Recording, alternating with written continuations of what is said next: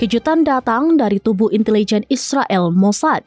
Badan mata-mata elit itu dikabarkan menolak instruksi langsung Perdana Menteri Benjamin Netanyahu untuk melancarkan operasi darat yang menargetkan pemimpin Hamas.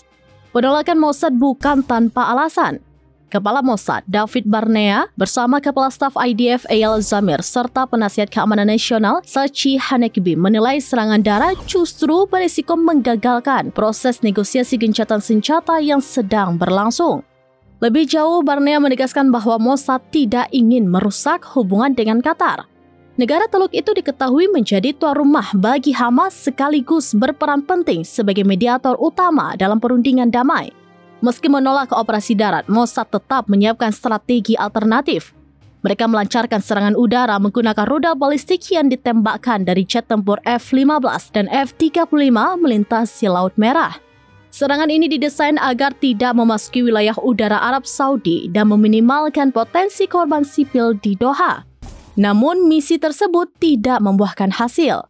Target utama, pemimpin Hamas Khalil Al-Hayya, dilaporkan selamat. Bahkan ia terlihat hadir dalam prosesi pemakaman putranya yang tewas dalam konflik.